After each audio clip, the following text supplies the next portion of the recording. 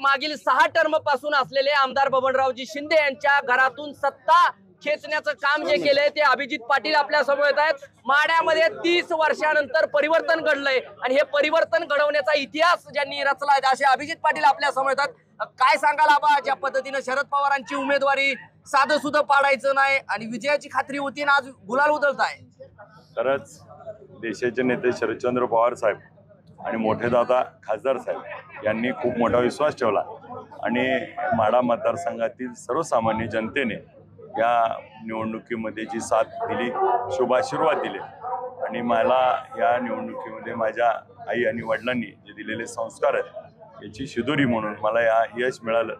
30 वर्षाची सत्ता, 30,000पेक्षा जास्त मताधिक्यानं निवडून दिले त्या सर्व माडेकर जनतेचं आयुष्यभर ऋणी राहील आणि माढा मतदारसंघातील सामान्य लोकांना जे मी शब्द दिले, तुझे विजन मांडले, त्यासाठी आज कामाला लागलो आणि ते सगळे शब्द पूर्ण करण्यासाठी रात्रीचा दिवस करेल।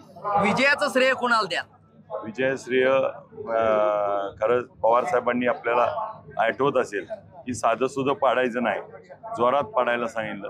पवार साहेब, मोठे दादा, खासदार साहेब माझ्या समवेत जे नेते मंडळींनी मला साथ दिली, ज्या गावगावचे सर्व सहकारी असतील, माझ्यासाठी जे रात्रंदिवस गेले 2 वर्ष, मग मंगळवेढा मतदारसंघात आधी त्यांनी माझ्यासाठी रात्रीचा दिवस केला आणि आता माढा मतदारसंघामध्ये ज्यांनी रात्रीचा दिवस केला त्या माझ्या सर्व सहकाऱ्यांना त्याचं श्रेय जातं। ज्या पद्धतीने एकीकडे शेतकऱ्याचं पवार, दुसरीकडे घराणेशाहीला लाताडा असं देखील आपण संदेश दिला होता। काय नेमकं शेतकऱ्याचा पवार, दुसरीकडे 70 लाखाचा हातात घड्याळ अशी टीका देखील झाली होती। एक शेतकऱ्याचा पवार, चेअरमनचं पवार आज आमदार होते। शेतकऱ्याचं पोरग आणि सामान्य घरातला मुलगा त्या ठिकाणी सामान्य लोकांनी निवडून दिला आणि माझ्यावरती कितीही लाखाचं घड्याळ आणि अशा जरी टीका केल्या तरी त्यांना त्याच्यातून आउटपुट काहीच मिळालं नाही। लोकांना ते सगळं ते आजपर्यंत 30 वर्ष लोकांना ज्या पद्धतीनं मूर्खात काढत होते त्यांना वाटलं आता देखील निघेल, परंतु जनता ही हुशार आहे। जनता यांच्यानं काही फरक पडत नाही, जनतेनं त्यांना त्यांची जागा दाखवली आणि जनतेने त्यांना धपका दिला। आज कुठतर मतदान केल्यानंतर देखील तुम्ही मतदान केंद्राच्या बाहेर भावूक झाला होता। आई वडिलांची कुठतर अपुरी कमतरता आपण अनेकदा भाषणामधून बोलून दाखवली होती। एक भावना काय आहेत आज, काय वाटतंय? आज खरं म्हणजे माझ्या वडिलांची जयंती आहे। आज त्या दिवशी माझा निकाल लागतोय आणि या पंढरपूर तालुक्याची अर्थकारण ज्यांनी हरित क्रांती केली त्या औदुंबर अण्णांची देखील जयंती आहे आणि त्या वडिलांची माझी या औदुंबर अण्णांचा आशीर्वाद मिळतोय आणि माझ्या वडिलांनी जे मला स्वप्न बघितलं होतं, मला आठवतं 2003-04 पासून वडिलांना नेहमी वाटायचं की माझं पोरगा आमदार होईल आणि ती आज प्रत्यक्षात त्या ठिकाणी आलंय।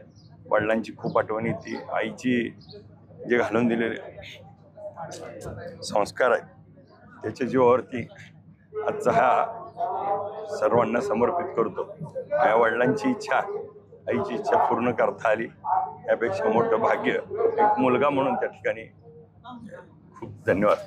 आपण जर पाहिलं असेल तर अभिजित पाटील भावुक होताना पाहायला मिळतात। ज्या पद्धतीने आपण संस्काराचे कुठतर दर्शन देण्याचं काम आमदार शिंदेचं दर्शन घेतलं होतं उमेदवारी अर्ज दाखल करायला, आज त्यांचा पराभव होतोय मोठा घराण्याचा, राजकीय घराण्याचा, कुठतर आज त्यांचे दर्शन आशीर्वाद घेतले जाणार आहे? नक्कीच येणाऱ्या काही दिवसामध्ये त्यांना देखील भेटून त्यांचा देखील आशीर्वाद घेऊन आणि पुढच्या काळात त्यांचं देखील मार्गदर्शन घेऊन या मतदारसंघाच्या सर्वांगीण विकासासाठी प्रयत्न करेल। हे होते अभिजित पाटील आणि पूर्णपणे भावुक झाल्याचं आपल्याला पाहायला मिळतात। वडिलांच्या निधनानंतर देखील मला हे यश मिळालंय, मात्र मला वडिलांची कमतरता भासते, मात्र जनतेच्या जोरावर ही निवडणूक लढवली होती आणि जनतेने मला विजयी केलंय, याचं पूर्णपणे श्रेय जे आहे ते मी सर्वांना देत असल्याचं जाहीर केलंय। आणि दुसरीकडे या ठिकाणचा जो सत्ता परिवर्तन घडलंय हे जनतेच्या ताकदीच्या बळावर घडल्याचे जे आहे भूमिका जी आहे, म्हणणं जे आहे ते TV9शी बोलताना अभिजित पाटील यांनी व्यक्त केले। त्यामुळे कुठेतरी माढा मतदारसंघामध्ये या राजकीय हाय व्होल्टेज लढतीचं सगळीकडे चर्चा होत होती, मात्र त्या चर्चेला आज पूर्णविराम होतोय आणि वडिलांच्या जयंती दिनी जे आहे ते अभिजित पाटील यांनी